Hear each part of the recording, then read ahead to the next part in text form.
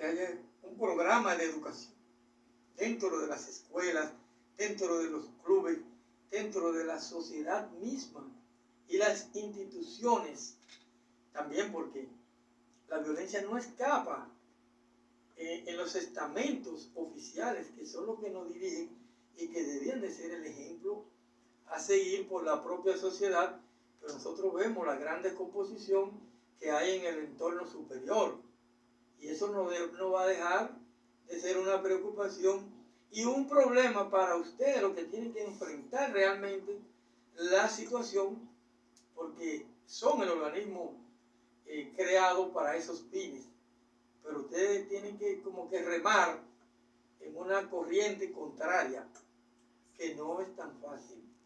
¿Qué nos puedes decir sobre esto? Así es. Bueno, antes de adentrarme a la respuesta a la pregunta actual, tengo que darte las estadísticas, que fue parte de la pregunta inicial y había obviado hacerlo.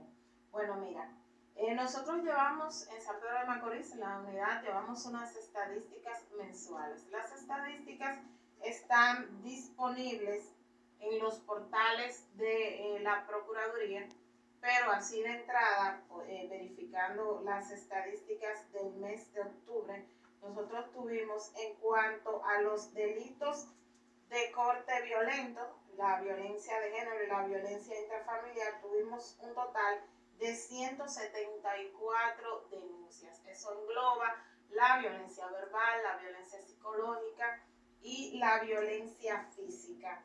Respecto a los delitos sexuales, en octubre tuvimos un total de 13 denuncias, pero en septiembre fue de 24. Cuando te hablo de delitos sexuales, tenemos la agresión sexual, la violación sexual, el incesto y la seducción a menores.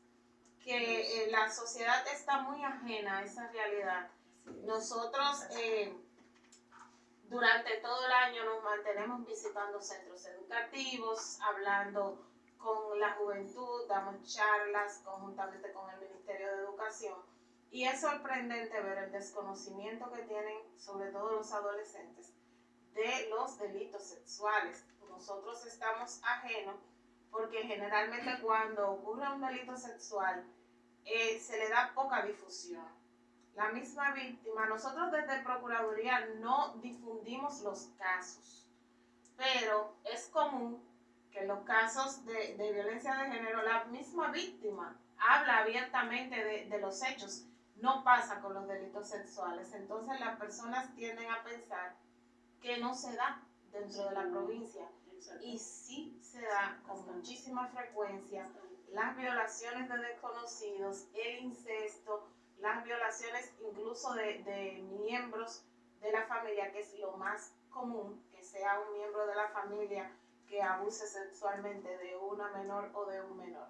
Pero se ha suscitado un fenómeno que viene de la mano con las redes sociales y que yo entiendo debe de dársele visibilidad para que los jóvenes de alguna forma estén precavidos, y es la práctica de contactar jóvenes, sean niños o niñas, adolescentes, a través de plataformas digitales.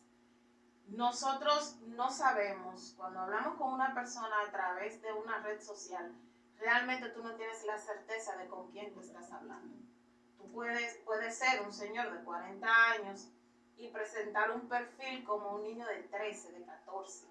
Pero esa persona que tiene una preparación mayor, que tiene una experiencia, manipula a ese menor o a esa menor y lo lleva a su terreno. Y ya nosotros tenemos casos detectados y judicializados, y tenemos otros casos en investigación de víctimas que lamentablemente fueron contactadas por esos medios a través de las redes. Ahí hay un nicho sumamente peligroso. Los padres tenemos que estar al pendiente de con quién interaccionan nuestros hijos a través de esas plataformas digitales, hablar mucho, porque lo que hacen es que instalan una especie de relación de corte amoroso con el adolescente o con la adolescente, y luego le piden salir de su casa. Un día que tu mamá no esté, que estés sin supervisión, ven a este lugar. También se da mucho el que le pidan fotos, el que le pidan videos. Tenemos adolescentes que luego han sido chantajeadas con esas imágenes. Así es. Entonces es un área sumamente peligrosa porque el trauma que deja un abuso sexual, a pesar de que se dan las terapias y que la persona puede de alguna forma rehacer su vida, es algo parcial. Quedan las secuelas. Que las secuelas son permanentes, ese tipo de daño. Bueno, y ya para finalizarte la parte de las estadísticas, en lo correspondiente al mes de octubre, tuvimos un total de 36 órdenes de arresto solicitadas y ejecutadas y unas 108 órdenes de protección. Eso en esa parte. Me preguntabas también sobre los programas que están ejecutándose en pro de la reducción de la violencia y todo esto. Nosotros, la unidad no maneja programas en específico. Nosotros nos asistimos tanto del Ministerio de la Mujer como de CONANI, que son instituciones amigas y afines a lo que hacemos y que de alguna forma acogen a esas víctimas, pero también acogen a los infractores, porque no todos los casos en que haya algún componente de violencia son lo suficientemente graves como para judicializar. Tenemos que saber que el derecho penal, conforme nuestra normativa, debe ser lo último a lo que llegue un conflicto. Debe de darse, nosotros los abogados decimos mucho, es la última ratio. Es decir, debe ser lo extremo.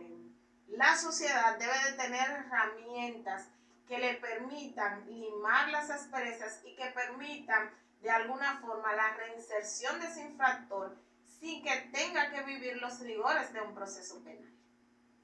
Por eso es que se dan las órdenes de protección, se envían a terapia a esos infractores. Mi centro preferido es el Centro Conductual para Hombres del Dr. Luis Vergés en Santo Domingo. Algunos no tienen la posibilidad de ir a ese centro, pero tenemos la asistencia del Departamento de Psicología y Psiquiatría del Hospital Regional Dr. Antonio Musa. Tenemos también la asistencia del Hospital Oliver Pino, que pertenece al Seguro Social. Cuando la violencia se da entre padres e hijos, entonces tendemos a enviarlos a los talleres de crianza respetuosa con CONANI, que nos han dado excelentes resultados, porque de lo que buscamos en la unidad y todo nuestro accionar es de que la familia, dentro de lo que quepa, dentro de lo que sea posible, permanezca unida y pueda ser una familia sana. Ya los casos en que esa violencia se da de forma extrema, entonces son los casos que se judicializan yendo a medida de coerción y todos los rigores de un proceso penal.